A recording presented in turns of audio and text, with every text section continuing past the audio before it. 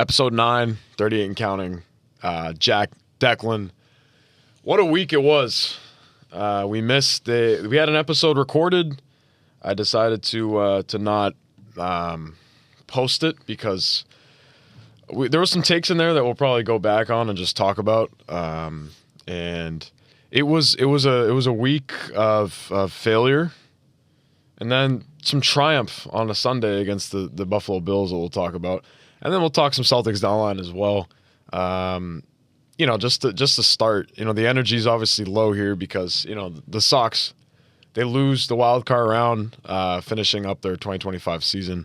I talked about, would it be a successful season if they don't make it out of the wild card? I said no.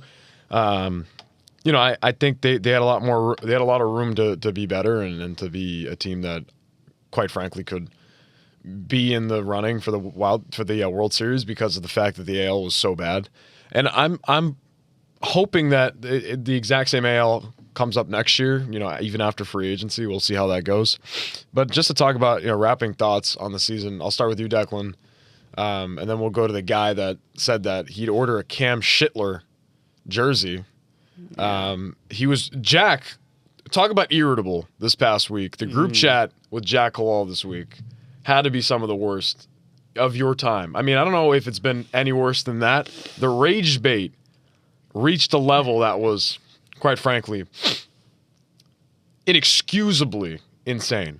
Insane. Declan, before we get to Jack's hopeful actual thoughts on the season, just your thoughts overall on this 2025 campaign for the Sox. Yeah, like we talked about on the live show we did over on the YouTube and the playback. Not the outcome you wanted. Obviously, losing to your division rivals, probably the worst thing, and your biggest rival ever is probably the single worst thing that can happen to your team in the playoffs. But like I said, I still think it was a successful season. So to go from a team that missed the playoffs by being the 7th or 8th seed to then being a team who got the 5th seed and actually made the playoffs for the first time in 4 years, I think it was a successful season. I think Alex Cora, I think all the people who were on his back earlier in the year have been off of it. I think he's definitely staying on this team for many more years to come. I think obviously the injuries caught up with them. I think we had 10 pitchers total injured or something. It was 9 or 10 with just a crazy list. Obviously the Anthony and the rookies like Anthony and Maye getting hurt really didn't help the situation. I think they'll be back. I don't know what the situation with Alex Bregman is. It's kind of here and there, but I definitely think this team is serious. Like we saw in the end of season press conference yesterday, that they were serious about making more moves in the offseason. I think the offseason headed into this year kind of showed the fan base that the organization cares. They spent. I think they spent money where they needed to spend money, and it's weird. I mean, you look back. If I told myself that Devers would have been traded, Roman Anthony would get called up, and they were in the postseason without Devers or Roman Anthony or whatever, I mean, I would have told myself no shot in hell we'd be in that spot, especially with the pitching injuries and everything that came behind it. So, my thought on a successful season might be different now that, they unfortunately dropped that. And, episode 9 happened this past week and it wasn't posted. And I talked about, I want the Sox team to win in 2 because they make it the DS. I don't know if they had enough pitching to get through the ALDS. And from what the Blue Jays look like right now, I mean, it's a good team in the postseason. Vladdy is doing exactly what Judge wants to be doing. And, it's for me, before I go to Jack, I think, the signing of Alex Bregman, bringing in Chapman, which is a guy that I had no intention of enjoying or liking and thinking he was going to blow every save when he went out there because of his history. And then Garrett Crochet, I think, has been the cornerstone piece of why this organization wants to be better and to actually put together a squad. And again, from my understanding of it, and from what Breslow said, they need a power bat. They need a guy that can hit homers. I don't know if Dombrowski's going to let Kyle Schwarber leave. We'll see how that works out for him. But Pete Alonso's the guy that I'm looking at. And unfortunately, he's never DH'd in his career. So that's a guy that now you sign a guy like Pete Alonso, you play him at first base. Jack, what are you doing right now? I'm listening. You look like you're zoning out right now. I'm listening. You No, look but like you're- Pete Alonso, a guy that's not going to DH for you. And if they get a guy like that, I think it'd be awesome, especially for the power bat. But that means Tristan Casas is gone.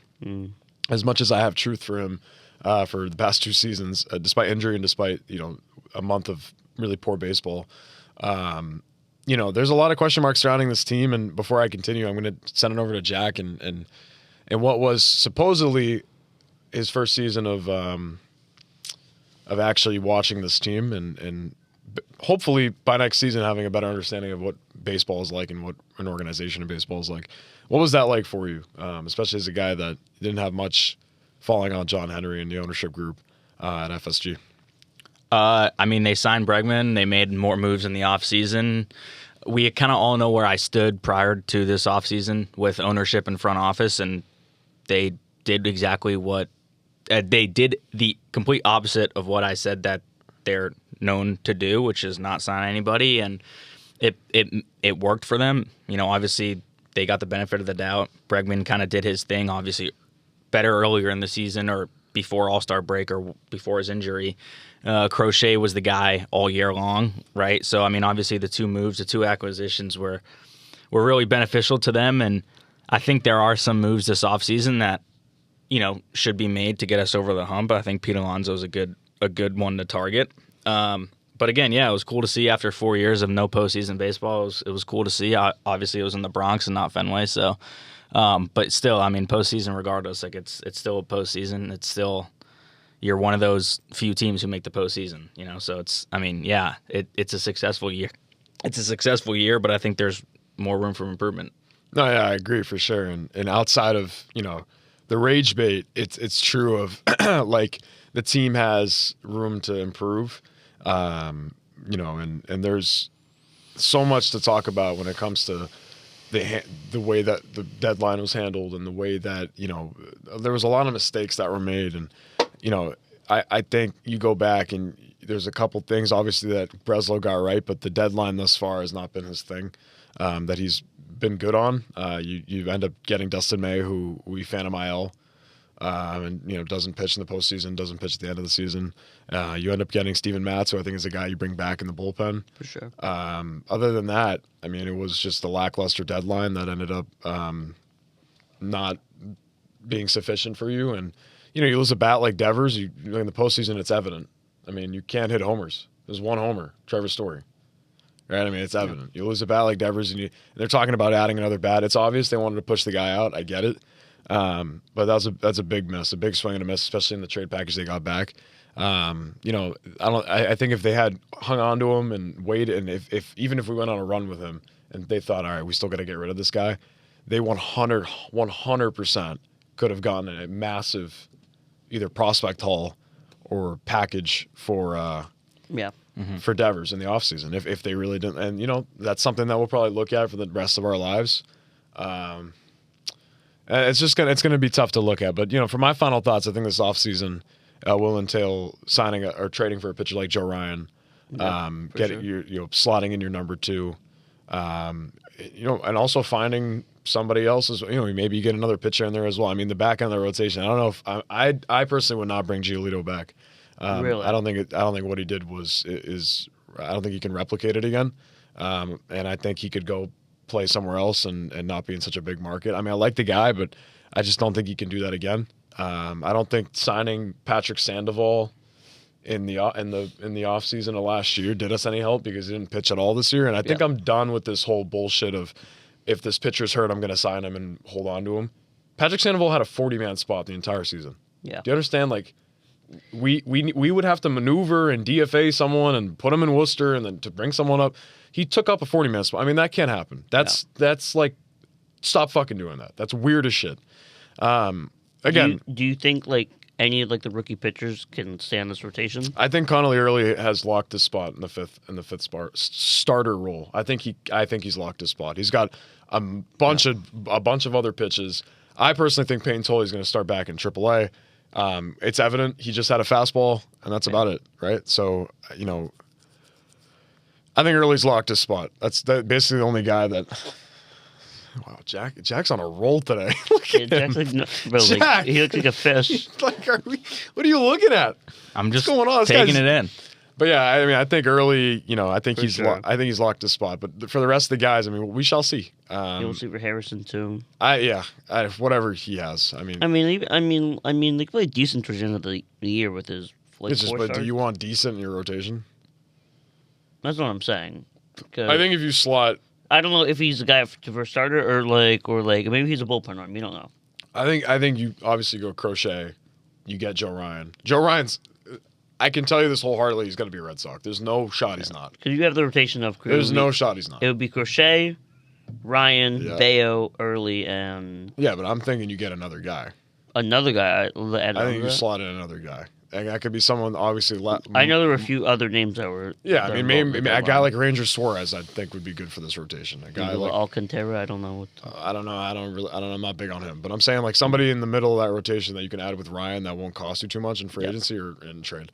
But again, Alonso, a bat like that, Ryan, and then you look elsewhere for infield defense. I think Bregman's going to opt out, and I think he's going to re-sign.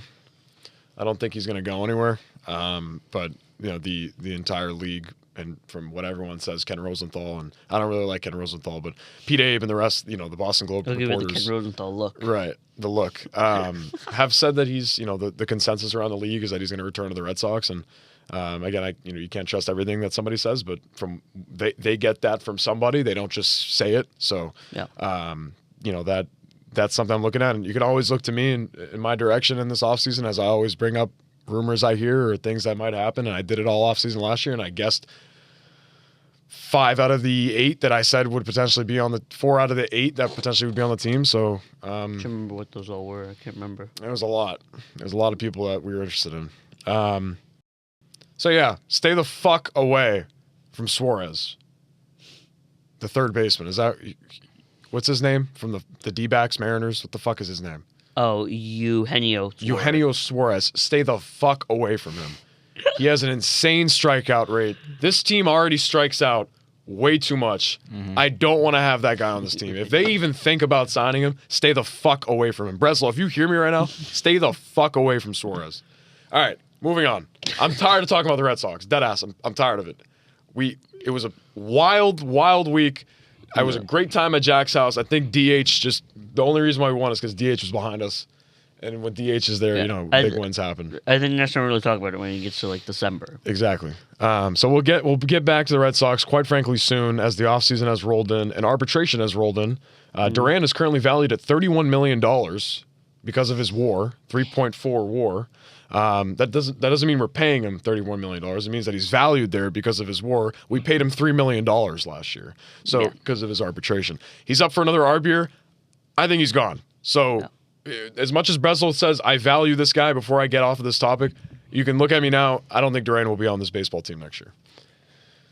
Sorry, fuck him. Like what he puts on his wrist tape. The guy doesn't work here. Okay. Do you want me to? I can go on this. I talked about you this. Need to, bro? I kind of have to. I don't know. You've been here, right, since 2021. Okay, you were on the roster in the postseason. You knew jack shit. All because you were in AAA, whatever.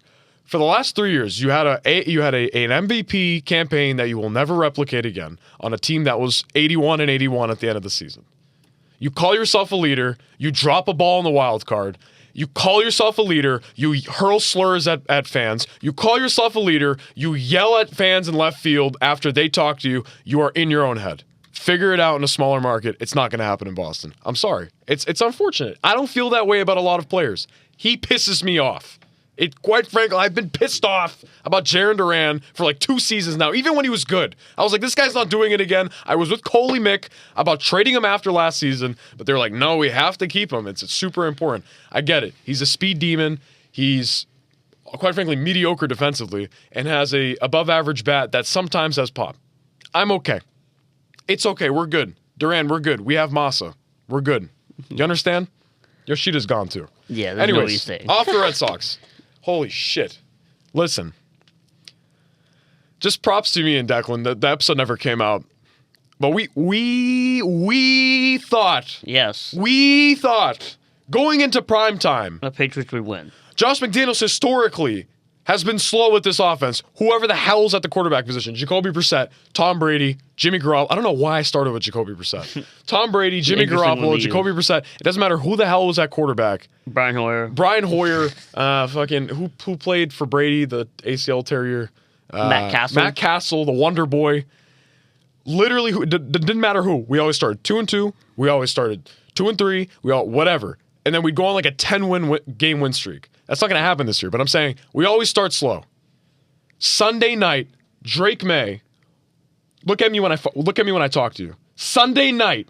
I sent this guy a message. Yeah. I sent this guy I'm not going to play this right now, but I'll play it after. Sunday night, into whatever that stadium, whatever that thing looks like a fish Orchard bowl. Park. The thing looks like a cracker, a soup bowl. He walked in there and played his best effing game of his career. Despite no touchdowns and whatever. No turnovers. He has an 100% completion rate in the last 2 games on 3rd and 4th down. He's 14 for 14 on 3rd and 4th down. UNC, ACC. Bill Belichick doesn't even want to post about him because he hates the NFL and he hates the Patriots. Jack Halal. Patriots take it on Sunday, 23-20. Andy Borregales puts his fucking nuts on the table. 52-yard field goal. 52-yarder that could have been good from 70, I think. How do you feel about Drake Maye and the Patriots? This is the same Jack that did say that the Patriots would lose by 2 touchdowns. That's right. Yeah, I did say that. Obviously I wasn't looking forward to the Bills game at all. Even like right before kickoff, I was like, there's no way this team, can do this. And look, they obviously proved me wrong. And it was honestly it was really interesting, but also cool to see them battle. I think, what Diggs did in his return was something special, just like he did when the Bills played the Vikings after he got traded. He did the same thing. It was cool to see. He was obviously fired up. Drake Maye was locked in. Primetime Sunday night. That's like the biggest stage in football, and he rose to the occasion. So he did his thing. He did what he needed to do, and he led the guys to a W. And I don't think this Bills team is going to flail at all. I think this is going to be the number 1 seed in the AFC. So it's obviously a great win. And it just shows you how important a good head coach is in the National Football League.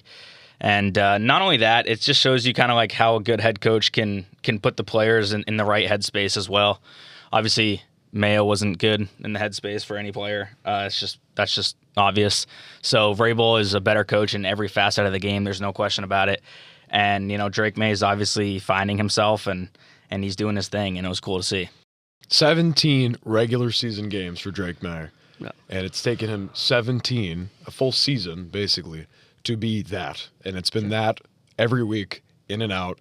It's no longer a fluke. It's no longer... This guy is what he is. Yeah. Just thoughts, Declan, before I continue.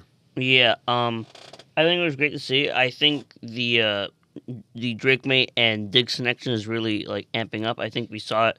We saw the start of it last week. I think their chemistry has really built a lot more because we saw in that Panthers game he already did good playing out of the slot, and I think him playing that same kind of role in this Bills game was just so crucial. I think every single play you saw every single play he tried to make yards after the catch. Almost every single time we saw him get the ball, he tried to step back, go forward, and gain more yards. I think Drake Maye he's a superstar in the making. I think he could already be one, because he went into that building, showed Josh Allen who's boss, and went in and just took it. If you want to be the man, you got to beat the man, right? I mean, that's the whole thing, and that's the whole storyline. I also just think he made great plays on the improv. He did kind of what Josh does. What Josh just rolled up to the right. Right. He had that beautiful pass to Diggs for 30 or 40 yards. He also made that play at the end of the 2-minute. I think that really sums up the game. The play right before the 2-minute warning, falling down, has 2 defenders on him, falling over, hits at the Diggs for a 10-yard gain. And I think that really summed up the game for me.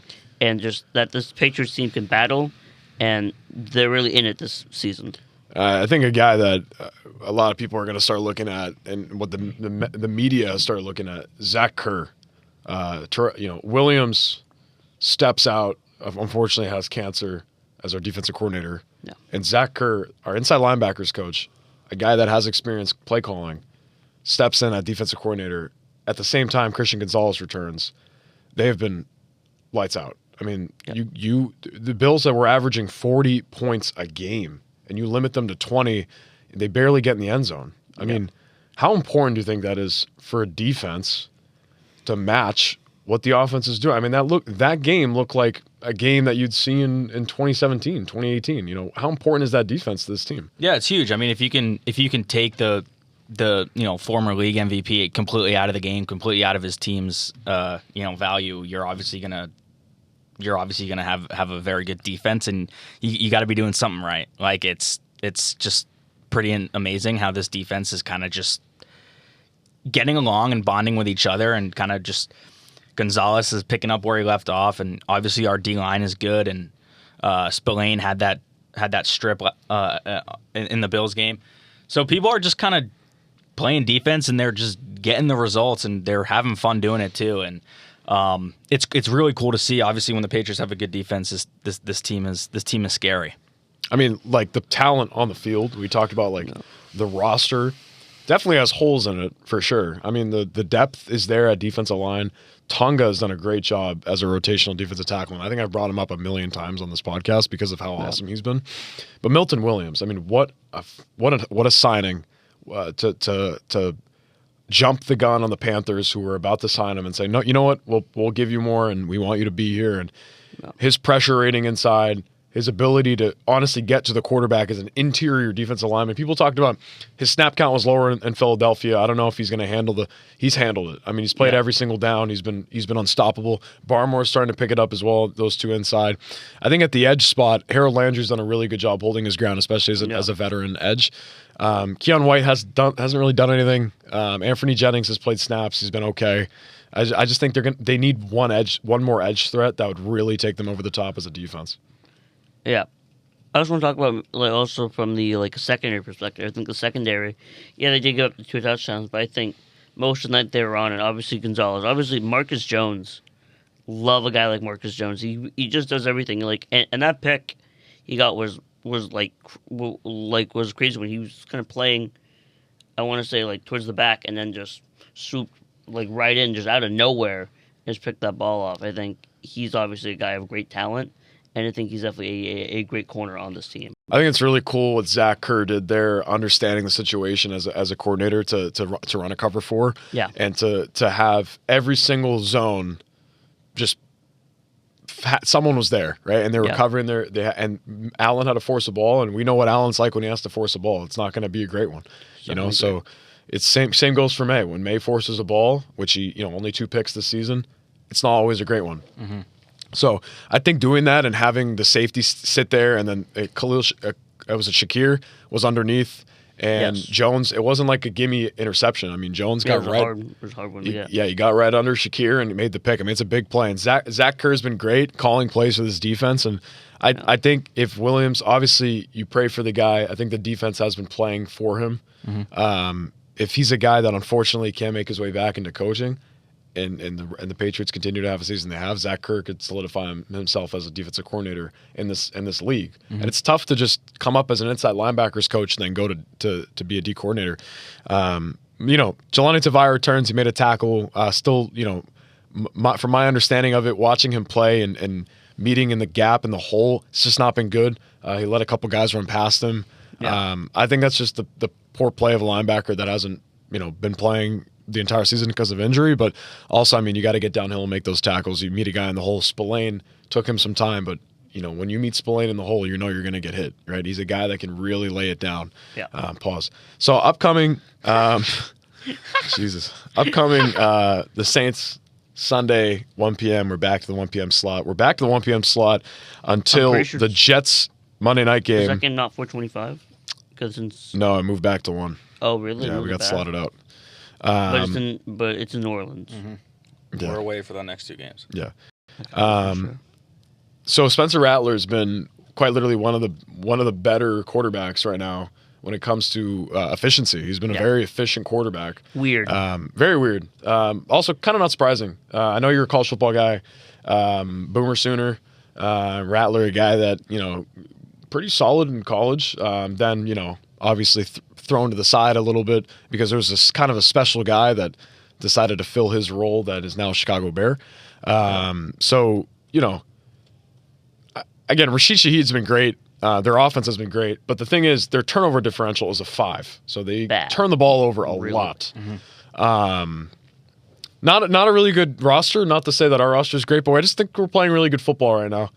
And I think just to chalk it up, I think they're going to win in New Orleans. I think they'll pick another one up and hopefully line up a Mike Vrabel revenge game in Tennessee, and the offense just gets rolling from there. Yeah.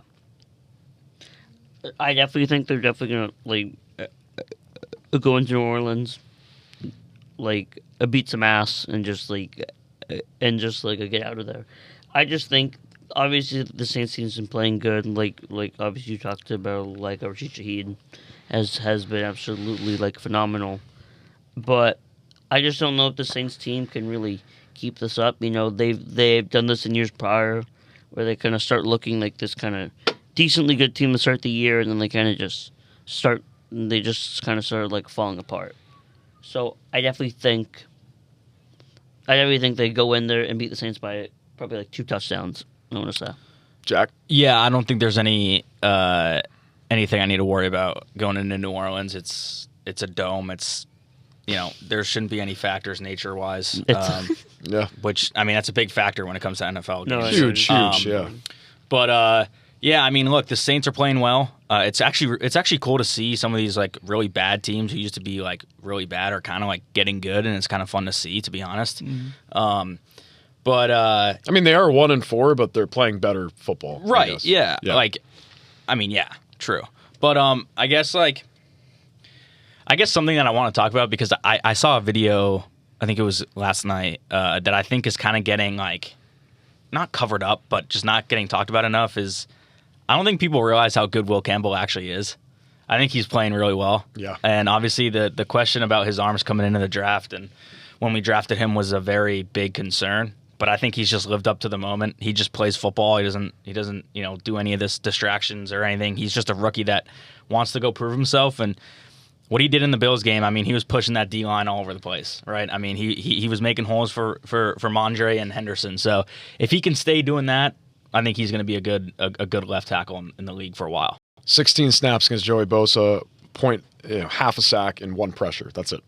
That's Hall of Fame. You take that every day. Yeah. That's again Hall of Fame O-lineman can't stop Joey Bosa. And I think that I talked about it when we drafted him. I said this guy has the complete opportunity, the build, the mindset, the mentality to be a cornerstone offensive tackle for a decade, for longer than a decade. He's got it all. Him and Drake love being on the field together. They seem to have a great relationship. And I know Jared Wilson, if you look at his PFF grade and he's got a 63 or whatever it is, I think interior-wise, him and the fact that 2 rookies are holding their ground on the left side and giving Maye time to throw, it's been unbelievable. On the flip end of it, the run blocking has not been good. Yeah, not great. In the red zone, anyone can run block, right? You can really push and get some good. And I always text you guys that was good push from the guys up front. That whatever. You need push to run the ball, and we know that, and you know that as a Georgia fan. Yeah, you need push up front to run, and Jared Wilson was on that squad. That's what they do at Georgia with their O-line. Exactly, but I'm saying with Wilson being a center there, he understands that, and I think there's going to be more. It's the culture down there. Exactly, there's going to be more time to, and David Andrews. The fact that we got 2 guards / centers from Georgia, I think the understanding of running the ball will be more apparent. Yeah, and again, look, Declan and I were actually talking about it before you came in, Chuck. I know Ramondre had 2 touchdowns against Buffalo. Honestly, I think Henderson could have done the same, right? Again, I don't think there's anything special that Mondre's doing that Henderson doesn't have. He still fumbles, right? Which is kind of it's getting annoying. I was actually honestly surprised he went back in again. Same. But look, yeah, he scored 2 touchdowns. I don't think that's he's just better than Henderson. I think Henderson can score as well, and if he just keeps getting more playing time, I think honestly this could be a 1 and 2 back tandem that you can flip, rotate. I think what wasn't talked about also in the broadcast, they brought it up a little bit. Henderson got dinged up on the first return. So they just kind of didn't use him because he got dinged up on the return. Can I say something, by the way? Yeah. I don't know if it bothers you guys. It pisses me off. I don't know. Why is Henderson's name so small? I don't know. I think it's Like, it pisses me off. You can put Antetokounmpo big and bold on an NBA jersey, or Ja'Cory, whatever the guy's name is. I think Washington. I dead ass think they just fucked the print up for that game. I think it's going to be fixed by the next game because the Pisses me off. because the game where they wore the gray pants at home, his nameplate was fine. So I think they must have printed off another jersey and it just didn't come out right. Yeah. But to talk about Henderson, he was dinged up on that return. I agree. I mean, I don't think Ramondre, in the red zone, anyone could play. Not anyone, but especially Henderson, a guy with the speed and the burst. It was just some good run blocking in in the last 5 yards. But a guy with the speed and burst like Henderson, I mean, anyone could do that. Again, I like the counters they're doing in the red zone. I think McDaniel's doing a really good job understanding the defense because, quite frankly, which is something that I'm smiling about just thinking about, the fact that defenses are that fucking concerned about Drake Maye in the red zone because of the fact that he can run and that he can dot up in the back of the end zone, that they were running a zone. We were inside the 10. They were running a zone. They didn't even have guys man up. And the thing is, I was getting upset because we ran I formation so much in the beginning. You can tell that's why it was a 6-3 game at halftime. We got to stop running I like that. Especially, I know they can't. The Bills were terrible at defending the run, but put Maye out there, and that's what they did. They went out and gun again. And they spread the ball out. It just makes me smile because everything that I defended Drake Maye on, and I know I wasn't at this station when Maye got drafted, but I defended him on all of this, and it just literally took a season, 17 games, for him to hone in on his skill and his ability. And I think McDaniels is tapping into that, and I think Maye's making McDaniels look better than he actually is because of his improvisation ability. And again, this Stephon Diggs, if he can keep it up 75 to 100 yards a week, I'll take it. Yeah. Even 65 to 100, I don't care. I'll take it. Yeah. But again, Titans coming up after the Saints. Go back to the Saints prior to going to the Titans, their interior, the defensive line's awful. They ate our Devon Godshaw contract. He's been really bad. I don't know. I think this is the game they're gonna be able to run the ball and push hard at running, and this might be the Travion Henderson game. I think this is it. I'm hoping for my fantasy team to have this is a bad front up for the Saints. Their linebackers are okay. I think there's an opportunity here to run the ball and have Henderson get a bulk of the carries, maybe even break one out for 65 yards. Maybe I just called it. Titans game's going to be a big one for Vrabel. That's looking ahead, and we won't get past that either. Before we wrap the show up, the Celtics NBA season is around the corner. We talked about Tatum just being a mutant. Still don't think he's going to play this year. Declan thinks otherwise. Me and Jack don't think he's going to play this year, which sucks. He's a top 5 player in the NBA. Makes your team 100% better when he's on the floor. Actually, makes your team an actual playoff caliber, 2-seeded, 3-seeded team. Yeah. I don't know about the 1 seed anymore. Who cares? Exactly. I mean, I'll start with you, Jack, since I know we'll go to you next because hear Jack's thoughts just on the rotation. We don't even know, again, and this is why I brought this up about the playoffs, who the fuck is playing the 4? Who the hell is playing the 5? I mean, is Anthony Simon starting? Is Pritchard starting at point guard? Jaylen Brown just got quoted this morning saying, I don't play for a basketball team. I run for a track team because they've been running that much in the gym. And people were clowning him on that. Just thoughts on this roster and the fact that there's just, it's for sure not a year to think we're competing in any regard, but just thoughts on it. Yeah, I don't think it's going to be interesting to see, to be honest. I mean, we've been in the playoffs contending for the last 5 or 6 years almost. Basically every fucking season. Yeah. So it's definitely going to be a different year. Again, I don't have the trust in Jaylen to lead the young guys. I just don't. I don't think he has that mentality to do that. I've seen it. But yeah, no, I don't even know who's in our starting lineup. I don't know if somehow Neemias Queta is going to be prime Shaq this year out of nowhere. Who knows? Yeah. But it's going to be interesting to see what happens with this roster. And we do have a lot of small guys, but again, I know we do have some guys that can shoot. So it's going to be interesting to see what Missoula does. And but yeah, no, I don't think, to go back to the Tatum thing. I think he's it doesn't make sense, right? Just don't push the guy. I'm not even saying pushing it. It's just like my whole thing is just saying if he's healthy enough and he's completely clear and he's completely fine, then if he gets cleared, he can play. But if you're not, if you're, that's what I'm saying. Though. I get that, but it's like don't push the guy. I don't think he's pushing himself anyway. I just think his recovery speed's just been good. Right. And I think your take on the guy has obviously changed after a national championship, after an NBA title. Yeah. And it's obvious. I mean, look at him and the team when they're playing on the floor together. It's ridiculous. 100%. I mean, he's a fucking superstar. Yeah, he's top 5 in the National Basketball Association. So it's like, that's a guy you don't push coming out of an injury like that. No. Like, quite frankly, look at it. Luke Cornett gone. Mm-hmm. Yeah. For some reason, he's a Spur. I mean, he got that bag. Yeah, that's right. Horford, a warrior. I mean, they're building an Unk team over there. Yeah, right? Horford, Draymond, and Curry. Jesus Christ. Tell me that in 2016, I'm fucking screaming. You lose Drew. You lose Porzingis, right? You get rid of these guys because of money, contractual situation. Yeah. I talked about trading Simons after either midseason or a full season. I think Tatum's going to want that guy on the floor. He's a pure scorer. I think he can be really good on the floor. He can potentially be an even better facilitator and scorer than Drew was, but Drew was ridiculous the year we won the title here. But I think he has that capability, but the defense for Simons, not there. And at the guard position, it's not there at all. You have Pritchard and Simons, two people that don't have. Peyton Pritchard's undersized, man. That's the liability. I think we're both guards. I'm saying because White's fine.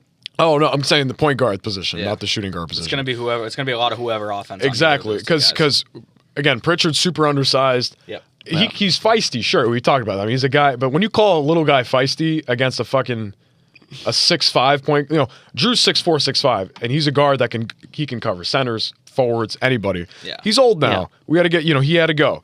Pritchard's not a guy that can do that. Simons is obviously not a guy that can do that. Yeah. Derek White, we'll see what happens. But I think, opening night, and it's weird we're not playing on Christmas this year because we're not the type of team that plays on Christmas. I think what happens. Exactly. Your best player, top ticket seller. Gone. I think because of injury, not because he's like Devers. But I think it's going to be Pritchard, opening night starting at point guard. He's earned that, I believe. Yep. Derek White at shooting guard. You're going to have Jalen at small forward. And then you say, holy shit, who is our power forward? I have a predicted depth chart, though, from ESPN, what they're saying. Yeah, and what's the power forward spot? Sam Hauser. At power forward. Yes. You can kiss it goodbye. Can you imagine Sam Hauser? Dude, that guy's like 6'4". Yeah, he's a small forward. He's 6'7", I think. Is he 6'7"? Yes. Shit. Yeah, but he plays the small forward spot because all he does is shoot threes. Yeah. Remember when we'd yell Hauser Island when we'd watch games because we'd make a joke out of the fact that are you really one-on-one with fucking Sam Hauser right now? Yeah. Dude, you know what we should just do? Like, honestly, I didn't mean to cut you off. Yeah. But, like, why don't you just put Tillman and Keita in there? Like, just do two bigs. Just get rebounds and get them out to your shooters. Like, honestly, it could work. Because power forwards right now are kind of... This is just who's Boucher? Yeah, like... You had something... Sorry, finish your sentence. Power forwards are kind of small nowadays. And I think if you put Tillman in there just as a body, like, nobody's going to have an answer. Because, again, like, if teams have, like, a Sam Hauser-sized guy at power forward, it's going to be cookies for Tillman on the boards. And... He's just a liability. He's a scoring liability. That's the only issue. I mean, do we play Garza? Like, who knows? Like, Tillman's just not that tall, anyways, to begin with. Dude, this team stinks. This team does stink. There's no depth anywhere. Like, there's no depth at point power forward. There's no depth. Tillman's he's the same height as Sam Hauser. Yeah, he's a center, but he's 6'7". Like, think about that. Yeah, Tillman. He's 6'7". He's a center. Yes. He's mad small. Yeah, but he's also like. He's so slow. Okay. Boucher, what's his name? Boucher, yeah. Why don't we put the guy we traded for last year, Carter, in? Who? Is that his name? Who are you talking about? Who did we trade for last year? I think the power forward. Who did we trade for last year? Shaq? Oh, the guy, the old dude. No, the young guy who was nasty. He was nasty, and I don't remember his name. What was his name, dude? You're the basketball guy. We traded for him last year. We traded for someone last year? Yes. Did he play? Mid-season. Yeah, he played a couple of games. Did he get injured? No. Oh, Torrey Craig? Craig is nasty. He's old as shit. He's not on the roster. Dude, our whole team is old. No, it's not. No, I know it's not. But still, who cares if Torrey Craig's old? the youngest teams. Dude, I'm being so serious.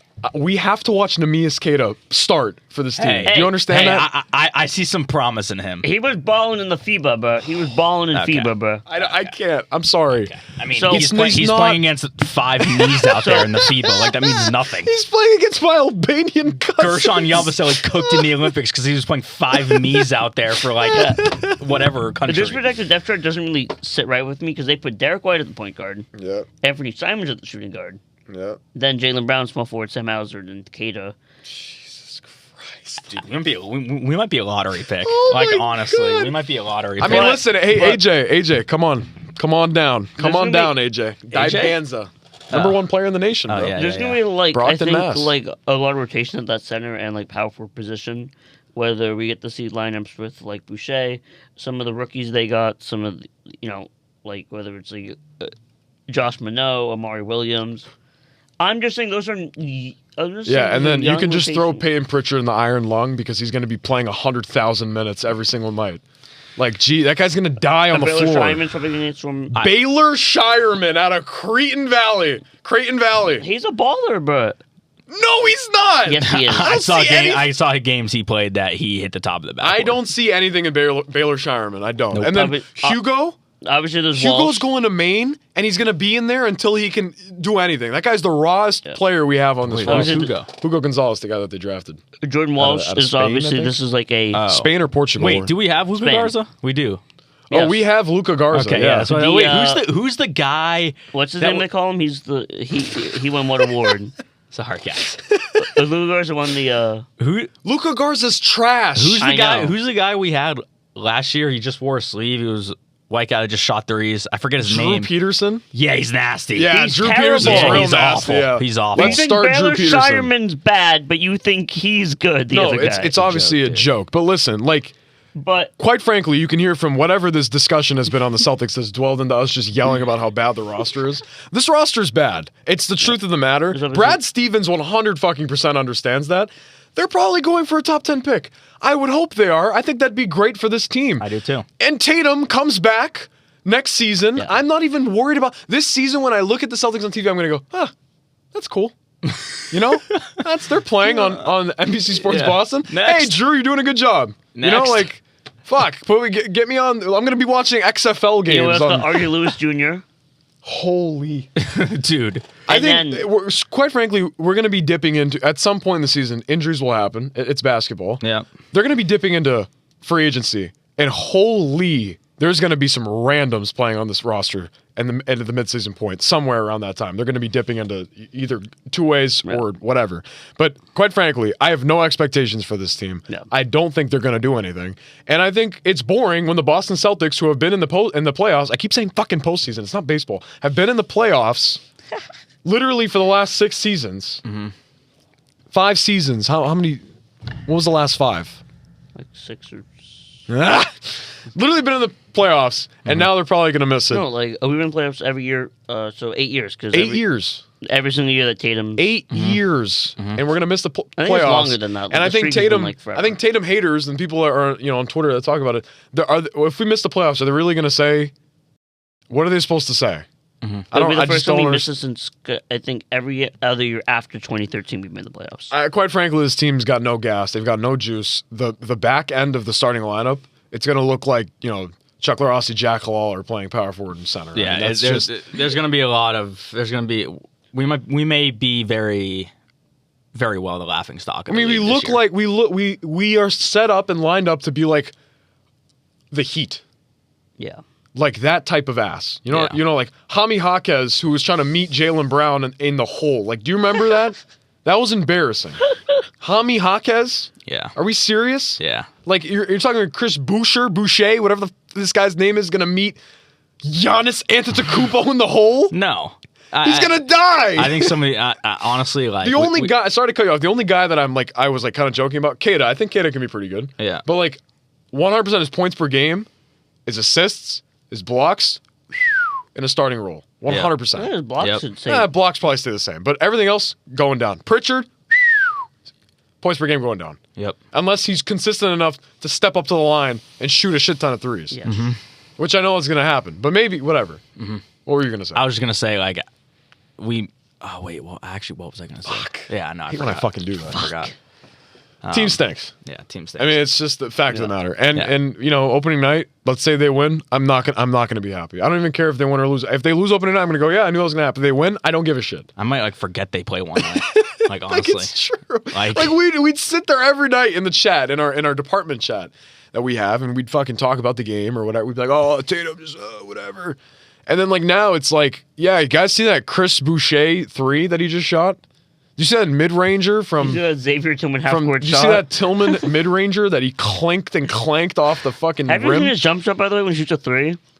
Yeah, yeah. I It is- don't think I want to see it. Yeah, it's pretty bad. Anyways, coming up, actually right now, I was waiting for us to get to Wait, this the point. decision. LeBron The James second. is making his decision at noon. I already know what it think is. the video had already been posted, so I'm going to see. I already know what it is. So The second decision is what they're calling it. the second decision, Is it a commercial? the decision has been made.